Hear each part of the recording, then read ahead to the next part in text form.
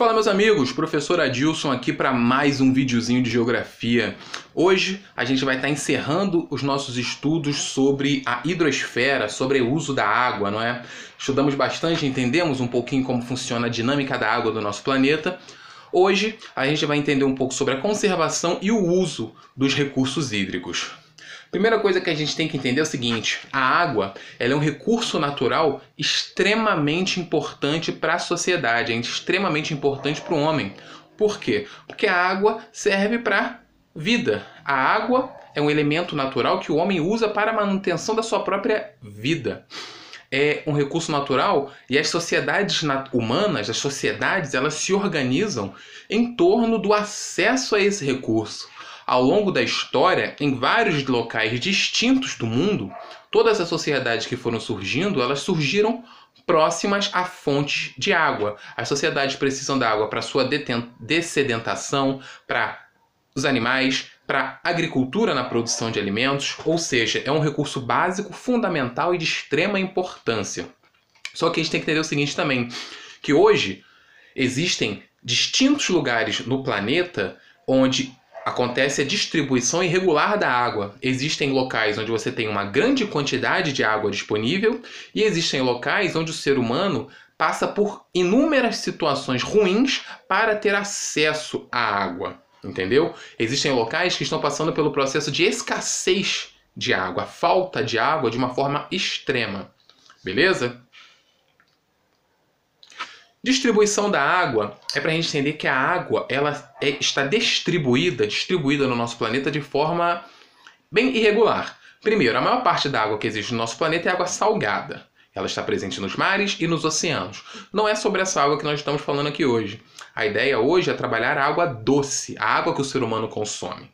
Dessa água doce, o percentual do total da água doce que existe no nosso planeta é apenas 2,5% de toda a água existente. Sendo que desse total de água, cerca de 77% dela está congelada nos polos da Terra, menos de 1% ela está distribuída na atmosfera, 22% está em áreas subterrâneas, ou seja, ela está nos continentes, mas é de difícil acesso para o ser humano, porque ela está em grandes profundidades, e menos de 1%, 0,36% dessa água é encontrada em lagos, rios. Ou seja, é a água que é realmente de fácil acesso ao ser humano, é aquela água que está disponível a olho nu, que o ser humano consegue ter um acesso a ela com mais facilidade. Beleza? É um dos percentuais onde a água se encontra em menor quantidade. Escassez de água. A partir de agora, o termo que a gente vai utilizar para a falta d'água é a escassez. É o termo técnico, é o termo científico, é o termo geográfico para a falta de água em determinados ambientes. A escassez de água é um problema que já afeta quase todos os continentes. Quase todos não, em todos os continentes você encontra países que passam por um processo de escassez de água muito grande. Seja por causa de características naturais ou características econômicas. Já vamos falar um pouquinho disso. Segundo a Organização das Nações Unidas para a Alimentação e Agricultura, ela tem uma estimativa que em 2025, olha só, não está nem tão longe assim, 2025, cerca de 1,8 bilhão de pessoas estarão vivendo em áreas do mundo com um grande processo de escassez de água, ou seja, quase 2 bilhões de pessoas vão estar vivendo com falta de água em algum grau. Esse mapinha aí mostra pra gente distintos tipos de escassez de água, distintos tipos de falta de água. A escassez econômica e a escassez física. A escassez física está relacionada a características naturais. Vocês podem reparar aí no mapa que essa legenda, no tom meio alaranjado, meio vermelho, ela está distribuída principalmente em áreas desérticas. Deserto do Saara, os desertos do Oriente Médio, desertos da América do Norte. São áreas onde a escassez é física, é uma escassez natural de água, porque aquele ambiente não é propício a armazenar água. Mas também temos a escassez econômica. A escassez econômica é a falta de água que existe por causa de políticas públicas, por causa de conflitos, por causa da dificuldade financeira de acesso ao recurso hídrico. Ou seja, É difícil conseguir água por causa de algum aspecto econômico daquele lugar, econômico e social. A falta de água é causada pela própria sociedade. Vamos lá. As principais formas que a gente utiliza a água, os principais usos da água doce.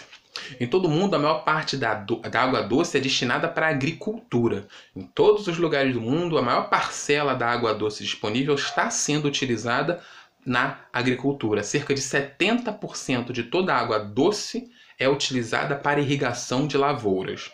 Isso é um problema porque grande parte, ou pelo menos uma boa parte da agricultura no mundo é considerada moderna já, pelo menos nos lugares mais desenvolvidos e emergentes subdesenvolvidos também, o que significa que ela utiliza muitos agrotóxicos, fertilizantes químicos, e esses poluentes, quando se misturam na água, contaminam a água.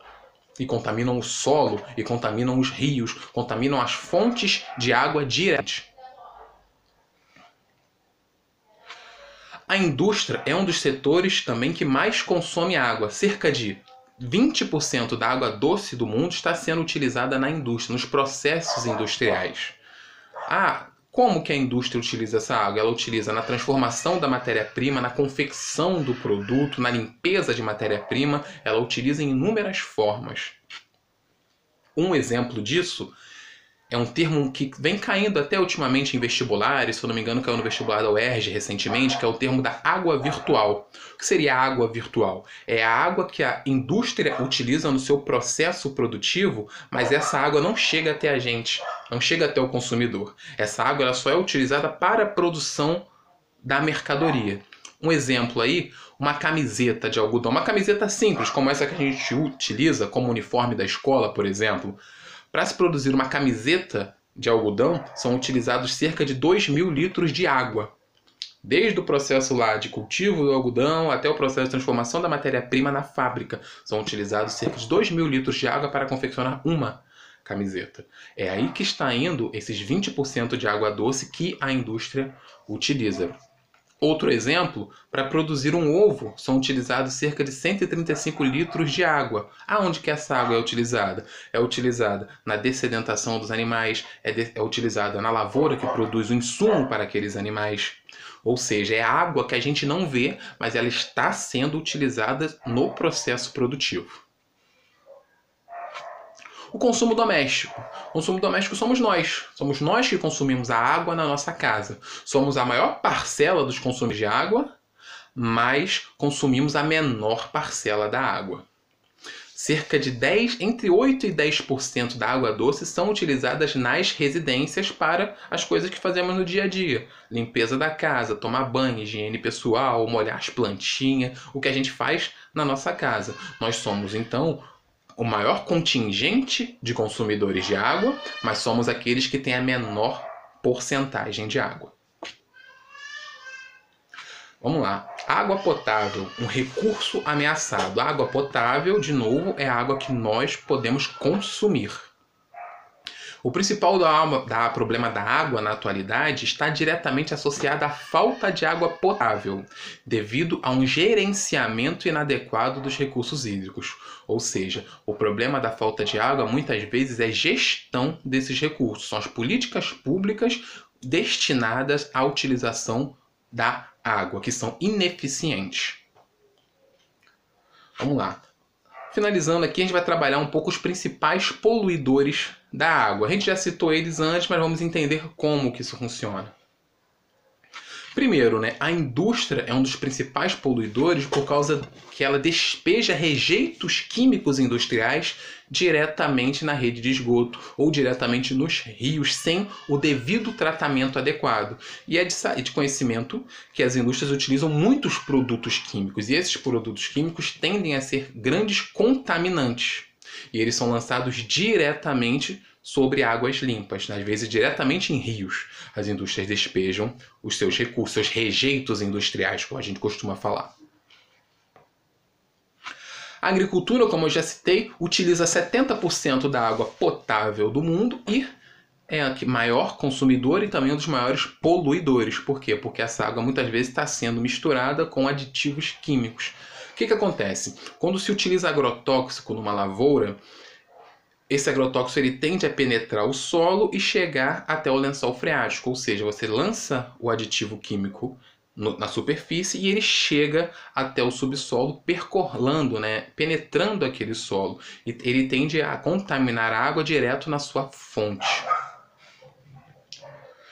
Saneamento, né, estamos falando aí das nossas casas. A falta de saneamento básico, ou seja, a água encanada e o esgoto tratado, é um dos grandes poluidores, um dos grandes problemas da sociedade urbana hoje em dia. Apesar da ONU declarar em 2010, em uma Assembleia Geral, que possuir acesso à água potável e saneamento básico é um direito humano essencial, sabemos que ainda existem muitos locais do mundo onde as pessoas nem sonham em conseguir um dia ter água encanada em suas residências. Vamos lá. Trazendo um pouco pra gente, né? Eu gosto sempre de trazer um pouco pro Brasil a discussão que a gente tem.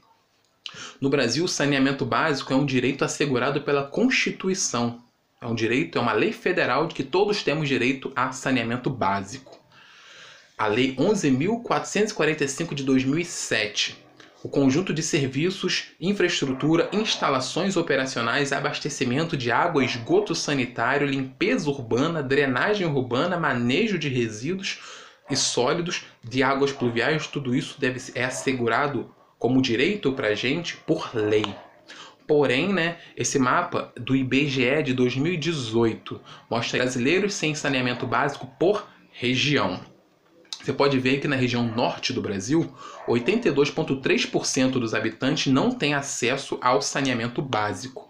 Enquanto na região sudeste, o dado do IBGE, tá certo? Não sei, mostra que cerca de 13% da população não tem acesso à água e esgoto. A água, ou seja, ao saneamento básico, uma coisa que é garantida por lei. Nós temos aí essa discrepância, né?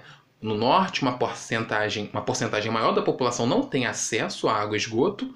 No sudeste, é a região que mostra que a maior parte da população tem acesso, porque só 13% não tem acesso à água e esgoto. Se esse dado está correto, não sei, mas o IBGE, o Instituto Brasileiro de Geografia e Estatística, que está trazendo ele para a gente.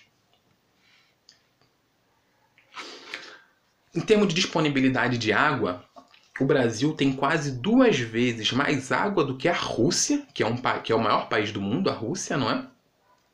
E cerca de 4 vezes mais água do que o Canadá, Indonésia, China, Colômbia e Estados Unidos. Nós somos um país privilegiado em termos de disponibilidade de água. Mesmo assim, né, temos problemas de falta de água no Brasil.